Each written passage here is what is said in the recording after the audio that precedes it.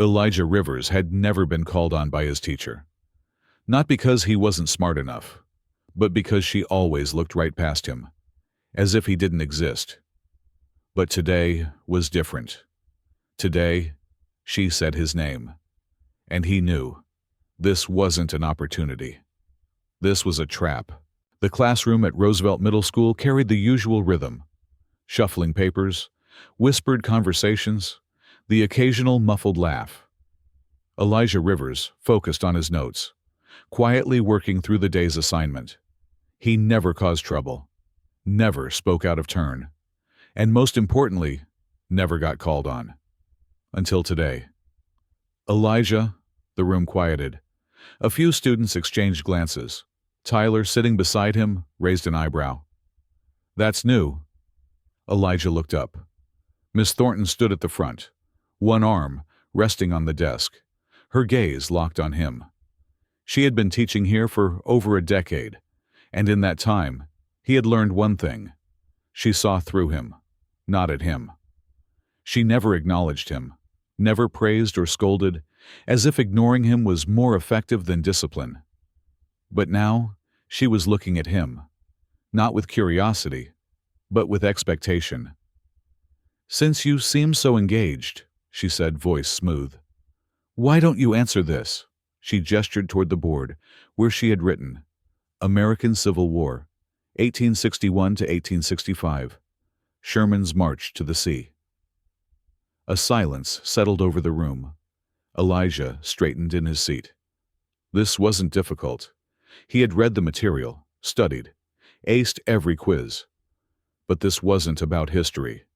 He saw it in her eyes. This was something else. He kept his tone even. General Sherman's strategy was total war. The march was designed to destroy Confederate supply lines and break Southern morale. Miss Thornton's expression barely shifted. She tapped a finger against her arm, drawing out the silence just enough to make it uncomfortable. "Not bad," she finally said. "Not bad." A textbook perfect answer. Yet it was delivered as if he had just scraped by. No nod of approval, no further acknowledgement. Just those two words. Then, as quickly as the moment came, she moved on. Elijah exhaled. Maybe this was it. Maybe for once, she had actually treated him the same as the others. Then the bell rang. "Elijah, stay behind," Miss Thornton said, her voice cutting through the noise of students packing up. Tyler shot him a look. "What was that about?" Elijah didn't answer. He shoved his books into his bag as the classroom emptied. The last student disappeared through the door, leaving only him and Miss Thornton. She didn't sit. Instead, she studied him for a moment before clasping her hands together. "I overheard you the other day," she said. Elijah frowned. "About what?" "Your grandfather." A pause.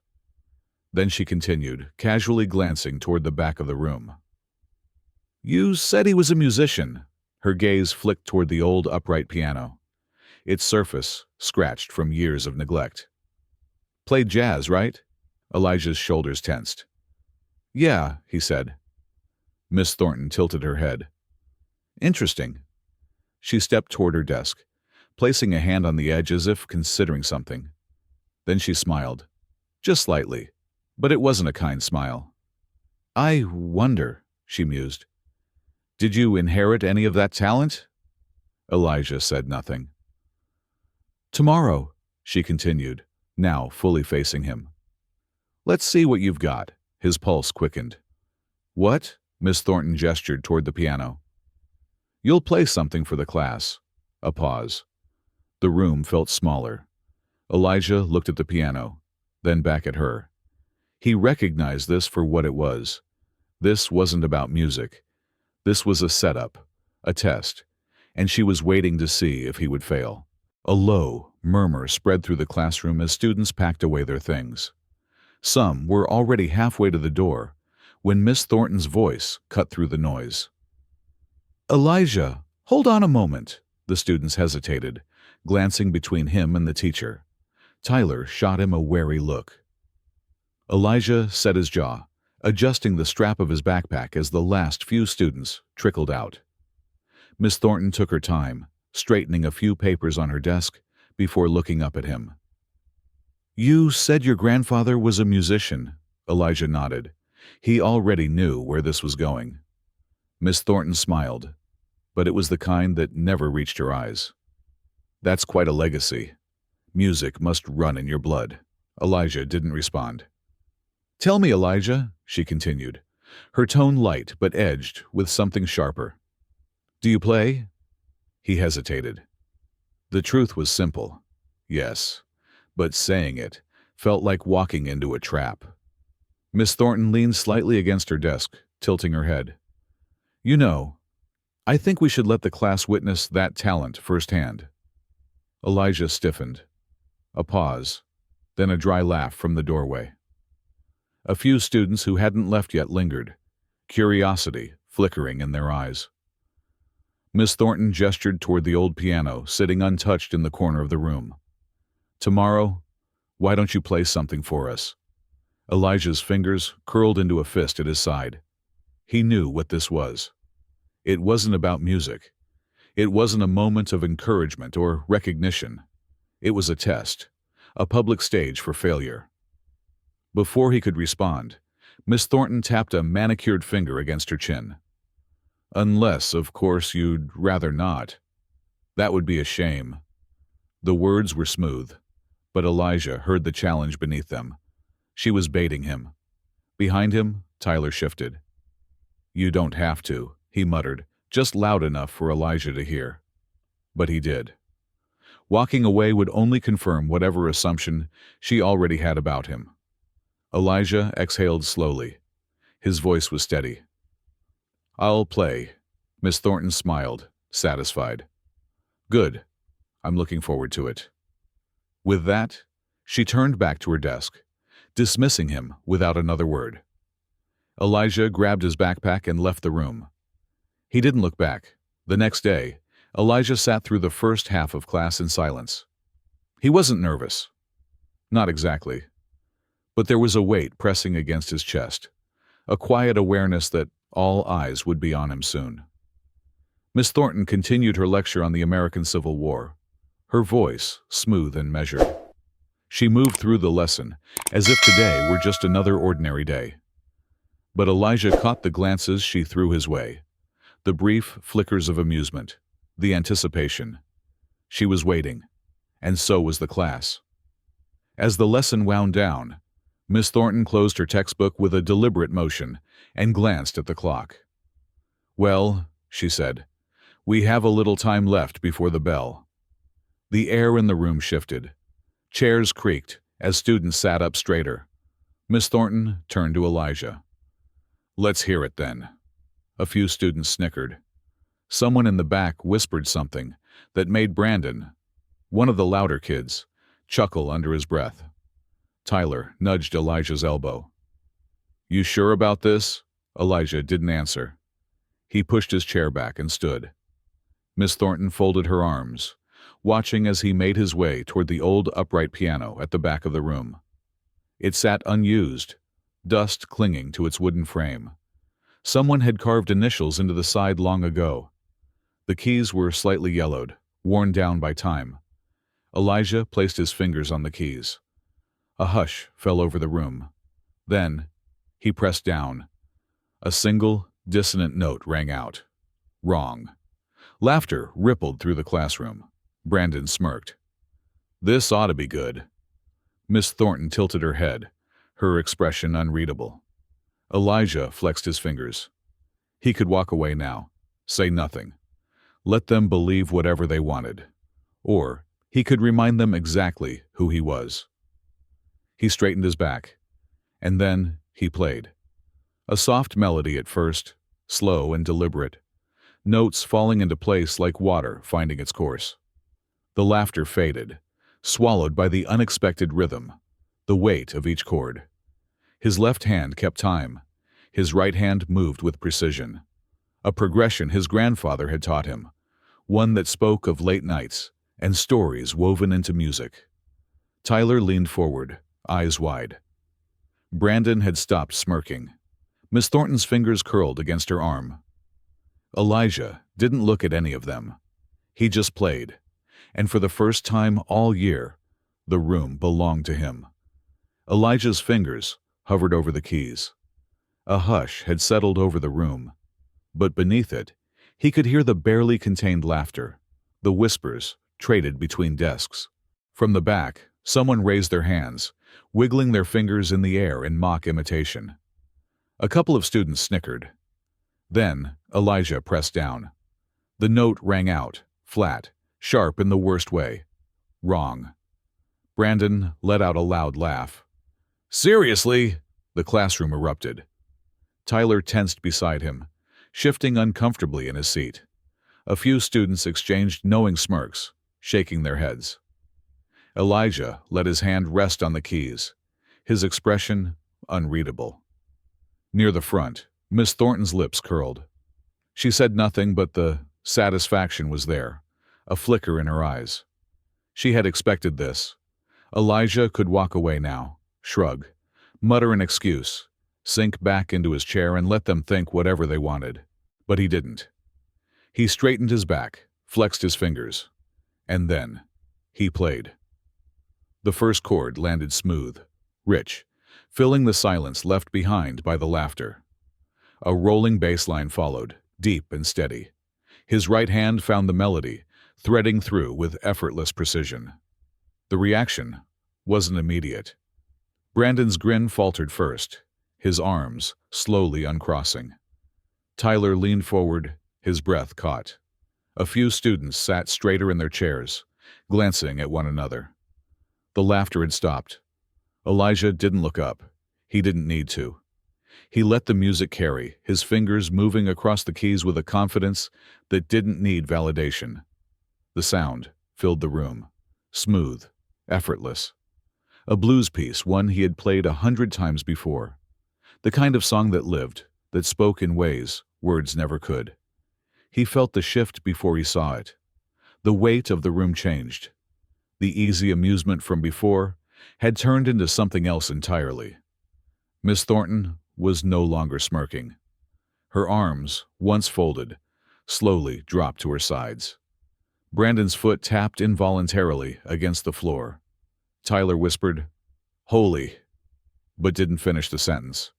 The entire room had gone still. But Elijah wasn't done. Elijah's fingers moved effortlessly, each note rolling into the next. The melody built, gaining depth, swelling like a tide. No one spoke. No one dared. The laughter from moments ago was forgotten. Miss Thornton had gone rigid. Her expression was unreadable, but her grip on the desk had tightened. Fingers curled slightly against the wood. Elijah continued. His left hand anchored the rhythm, steady and unwavering, while his right danced along the keys, bending the melody, pulling it into something richer. He wasn't just playing. He was telling a story. Tyler's head turned slowly, scanning the room. Brandon, who had been so eager to mock him, now sat completely still, jaw clenched. Another student, Madison, blinked rapidly, her fingers drumming absently on her desk, unable to hide her surprise. "And Miss Thornton?" She wasn't moving. Elijah didn't need to see her face to know. He could feel it. The balance of power had shifted. The class wasn't waiting for him to fail anymore. They were listening. He pressed forward, letting the music surge. He pushed through a difficult transition, one that had taken him weeks to perfect, his fingers gliding through the phrase effortlessly. A slow exhale left his lips. He had won before the song was even over. And yet, he played on. The final crescendo hit, every note landing perfectly. He held the last chord just long enough for the weight of it to settle. Then, he lifted his hands. Silence. It lasted only a second. Then, the first clap.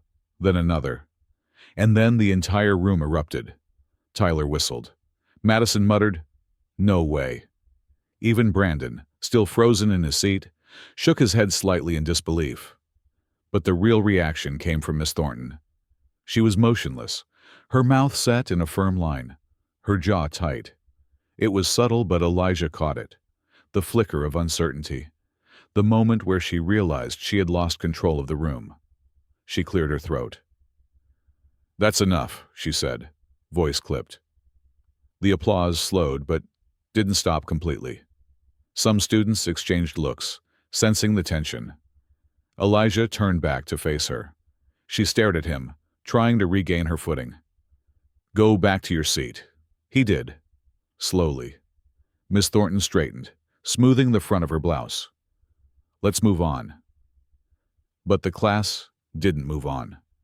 A few students still whispered, some shaking their heads in disbelief.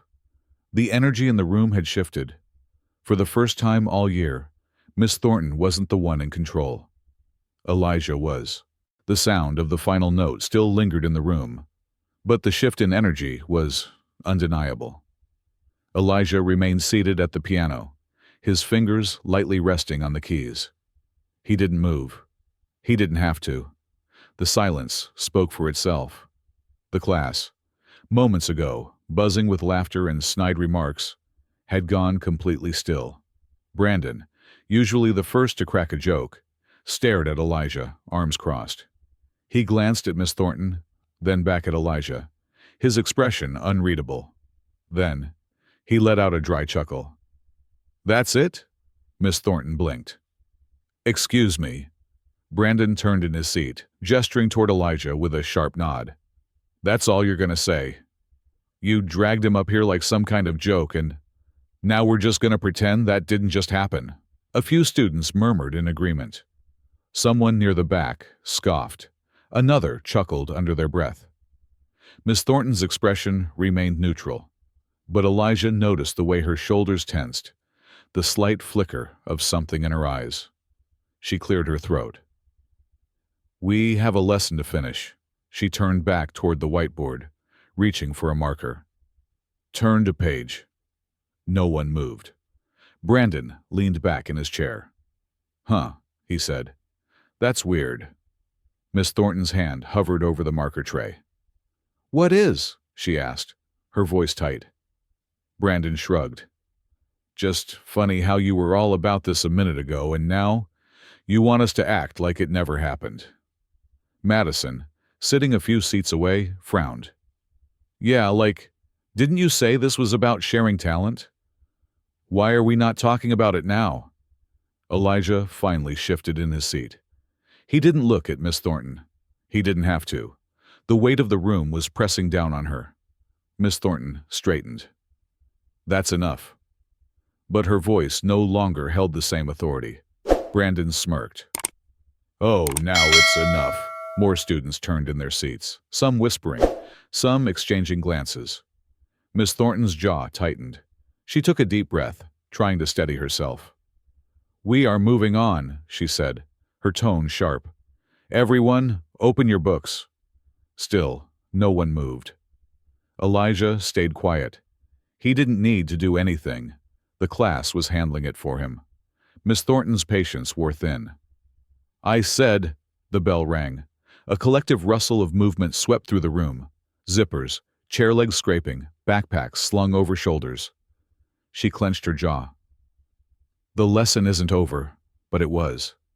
Miss Thornton's fingers curled against the edge of her desk. She scanned the room, searching for someone, anyone, to follow her lead. But no one did. Brandon stood up, slinging his backpack over one shoulder. "Guess we're done here," he said. A few students snickered. Madison smirked, closing her book with a deliberate snap. Miss Thornton's lips pressed into a thin line. "Sit down." Brandon paused, tilting his head. "Why?" Miss Thornton's nostrils flared. "Because I said so," Brandon scoffed. "Right, like that still works." A ripple of quiet laughter spread through the class. She looked to Tyler next, but he had already shoved his notebook into his bag, not even sparing her a glance. More students followed, standing, chatting as if the lesson had never happened. Her grip on control was slipping, fast. She turned back toward Elijah, her last effort to reel the situation back in. "Elijah," she said, voice forced into something that almost sounded pleasant. That was very unexpected. Elijah met her gaze, but said nothing. She cleared her throat, shifting her stance. You should consider playing at the school recital. A few students chuckled under their breath. They saw what she was doing. Elijah stayed silent for another beat, then stood. His movements were slow, deliberate. He picked up his backpack, adjusting the strap. Then he finally spoke. Thanks for the opportunity.